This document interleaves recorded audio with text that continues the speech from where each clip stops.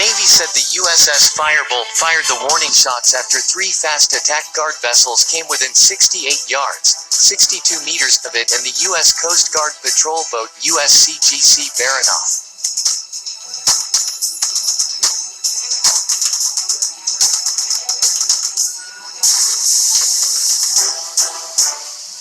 The U.S. crews issued multiple warnings via bridge-to-bridge radio and loud hailer devices, but the guard vessels continued their close-range maneuvers, said CMDR. Rebecca Riberick, a spokeswoman for the Mideast-based 5th Fleet. The crew of Firebolt then fired warning shots, and the guard vessels moved away to a safe distance from the U.S. vessels.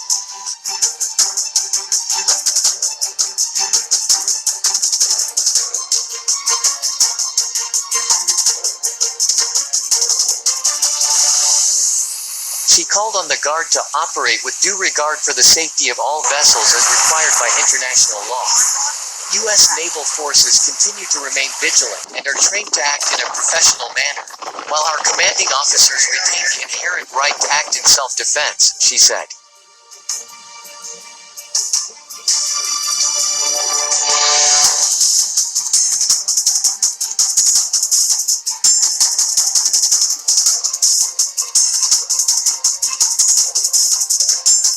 The incident Monday marked the second time the Navy accused the Guard of operating in an unsafe and unprofessional manner this month alone after tense encounters between the forces had dropped.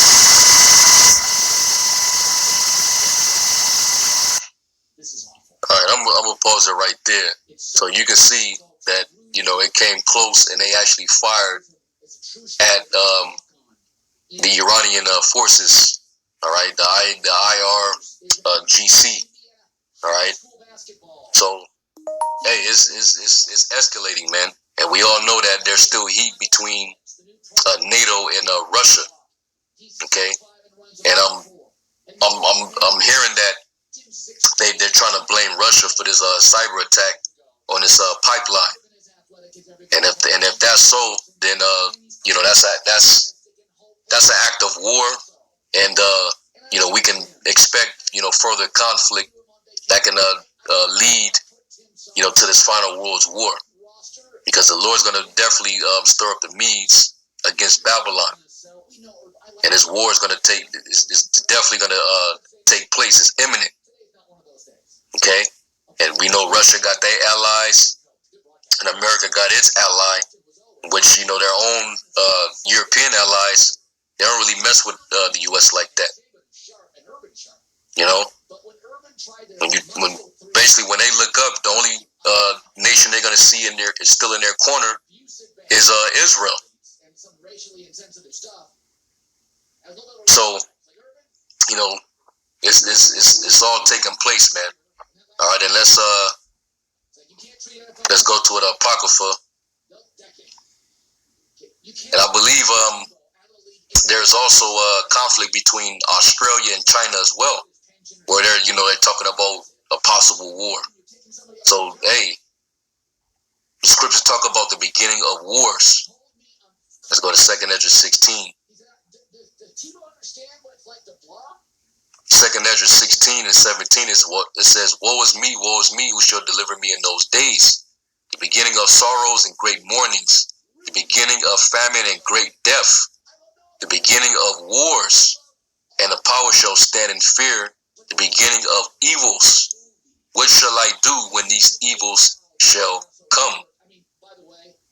All right. And it's, we're definitely coming into that time. That's why, we always quote what Apostle Paul said, be circumspect, not as fools, but as wise, redeeming the times because the days are evil. We're definitely coming into the beginning of evils, where it's going to be more mischief, more plagues. Okay? It's going to be, different things just happening out of nowhere. And Esau ain't going to have control of it. He ain't going to be able to put it off. And a lot of people, it's going to lead to a lot of misery, a lot of distress, and a lot of death. Okay? Behold, famine and plague, tribulation and anguish are sent as scourges for amendment, But for all these things, they shall not turn from their wickedness, nor be mindful of the scourges. And all these evils are going to be happening, but people still not going to turn from their wickedness. That's why the Lord said, woe to the world and them that dwell therein. They're going to continue on in their idolatrous ways, talking about our people. The world's going to still remain in gross darkness. It's just going to continue. Wickedness have exceedingly polluted the whole earth, and therefore the hurtful works are fulfilled.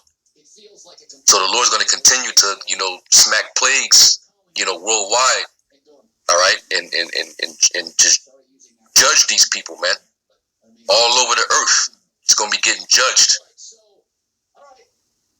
All right. And the Lord he's mustering the host of the battle, man. That war is imminent. That's why we got to constantly watch, man. We got to be watchful, paying attention to these things, man. Okay? And then also when you jump down, I think it might be in the previous chapter, where it talks about the dragons of Arabia and also the Carmenians, which are the actual, those are the Iranians today. All right? You can go and look into the history of the Carmenians. All right. Well, what I'm hearing is that there was a report that, the prince, he was talking about having peace talks with Rouhani, if I'm not mistaken, of Iran. I believe I've seen it on the RT. Let me see. That symbolizes Russell Westbrook. Russell Westbrook is insane. Let me see if I can find it. Top 5 athlete league history. Wildly fun. Polarizing. And last night he said the all-time. And we know that they've been in conflict, for a while. They're enemies. But today, a report came out and said that they were willing to have talks with each other, man. And that's something that's unheard of, man. Here's the end of the game. It's so big. The Wizards are going to go with it. Here comes Westbrook. 4 seconds. Westbrook puts up the 3. No good. And it's going to win it by 1. Tough right there. Got a clean look off. Russell Westbrook just came up short. On a night when he makes history, he keeps that ball. But the Wizards, in a 1-point game, bear with me while I find that, because I know I saw it. Yep. Iran confirms Saudi talks, says too soon to discuss results. And this is not a criticism. When Jameis Winston's last pass as a Buccaneer was a pick 6, you're like... I saw the report on RT, because it also said, what does that mean for the U.S.? Russell Westbrook gave you both facets of his game last night. His utter brilliance, his unmistakable athletic ability, his brilliant talent, carved through years of focus and determination. You got that. And he missed a 3-pointer badly. He should have driven, foul, and headed to the... All right, well, Lord willing, I'll find it, man. I'm not gonna waste time with it.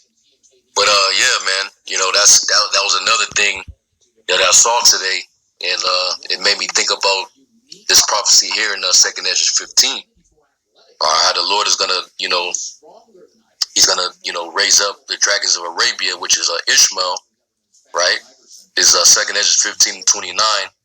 It says, where the nations of the dragons of Arabia shall come out with many chariots, and multitude of them shall be carried as the wind upon the earth, that they shall hear them that may fear and tremble. Also the Carmenians, which are the Iranians, raging in wrath, shall go forth as wild boars of the wood, and with great power shall they come and join battle with them, and shall waste a portion of the land of the Assyrians. All right, so this is more war, and we know that the Lord is he's stirring up for battle in the Middle East. Pursuant to Isaiah the 13th chapter, he mustered the host of the battle, so he's getting them ready, man. He's preparing the ways of the kings of the East for the battle of Armageddon, which which means mountain of the troops, because that's where he's going to assemble them to judge them. He's going to plead with them for his people Israel. All right, so, these things are all taking place, man. All right, so, hey, Habakkuk 2 and 3, the vision is yet for appointed time, but at the end it shall speak and not lie, Though it tarry, wait for it, because it will surely come, it will not tarry. So, we constantly watching and giving these reports as it relate to prophecy, man, because the scriptures say, measure the time diligently in itself. All right, and hey, it's things are speeding up. They're speeding up, man.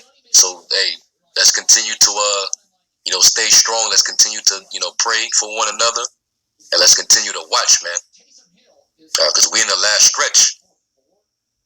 All right, this could very well be that time, man. Lord willing, this could be the year. All right. So anyway, I'm gonna end off with that. I'm gonna give all praise to Yahweh Bashem Yahushai. Until the next lesson, Shalom.